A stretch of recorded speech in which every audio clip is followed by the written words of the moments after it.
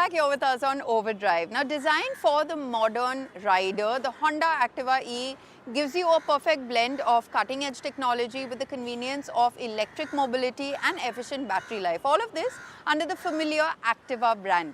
Chris will tell you more.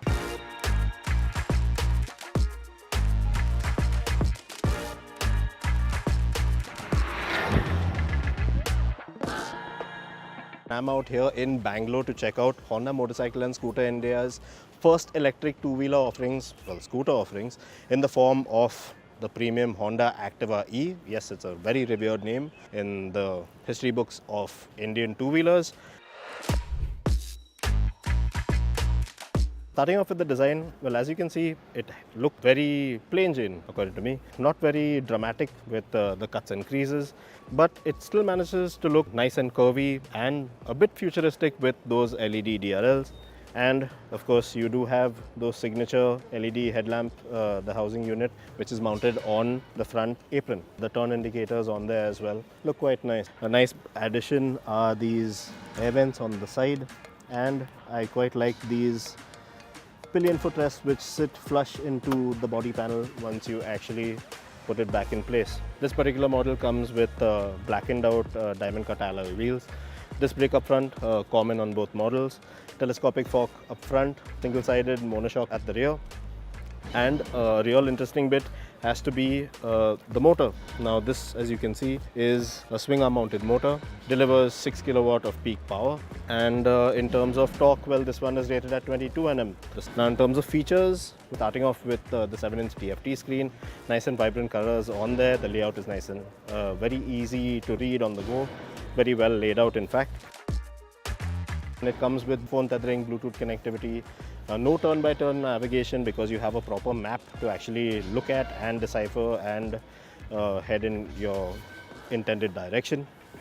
Switchgear, you have a nice 5-direction analog joystick to work with.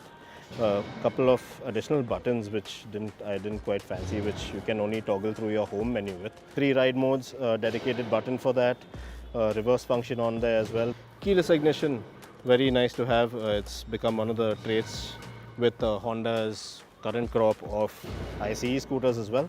And you also have an underseat release button, which is conveniently located in that general area as well. Now coming to the underseat storage area, well, negligible or non-existent rather, because as you can see, those are the two 1.5 kilowatt battery packs that power the scooter. As far as the seating area is concerned, well, getting on the scooter, not too much of a task. Seating posture, nice and upright as well. You have 3 ride modes to toggle through. You can do it on the go, and you have Econ, Standard and Sport. Well, economy mode is the way to go, but not all that enjoyable according to me.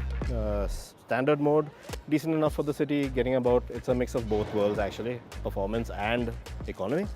That's what it's designed to do, and it fares pretty well at that. And sport mode, of course, being the most fun thing because, yeah, that will deplete your range, but it is the most enjoyable mode. There's a good amount of zip to it. In fact, Honda say that this scooter will go from 0 to 60 in about 7.3 seconds. That's quite nice. In terms of agility, braking, it's all very nice, very composed. The ride quality, the suspension, the way the scooter handles out on the road, you do feel the bumps, but the suspension units just iron out all the harshness of it. I've been riding around on the Activa E for around 35 kilometers now. Gone down from around 99% to around 29% SOC. Yes, of course, not been very economical because we're testing. But now, guess what? I'm feeling a bit of anxiety, and it's time to check out what the battery swapping process is all about. So let's head off to one of those charging stations, shall we?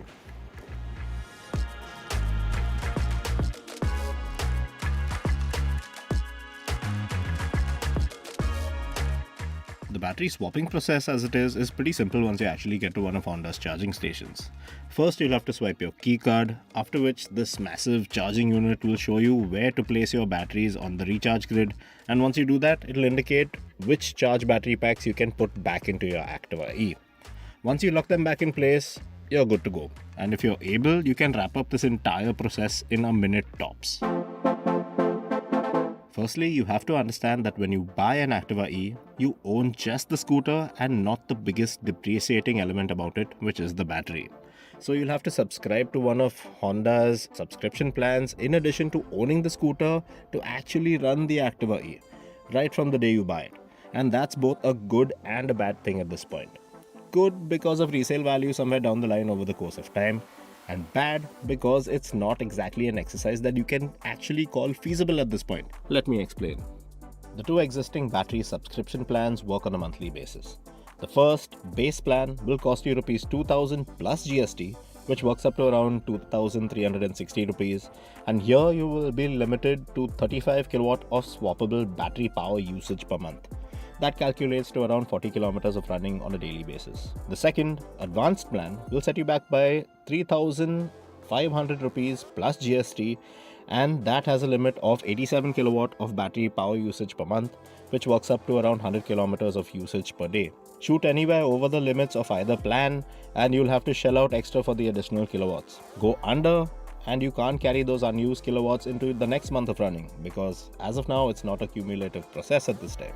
And that comes across as a massive setback at this point, because it just builds up on the asking price of the Activa E, which is at around 1.51 lakh ex showroom, which on its own is a bit steep. And compared to a regular ICE scooter, well, there are a couple of things that Honda has yet to sort out with the Activa E.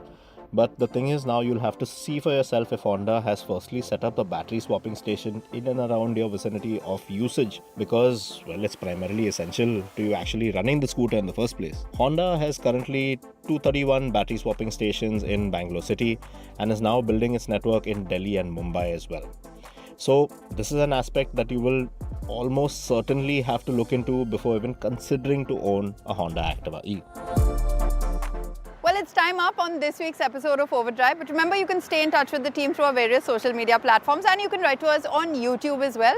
We'll see you next week. Until then, drive and ride safe. And if you're a pedestrian, keep a lookout for your safety as well.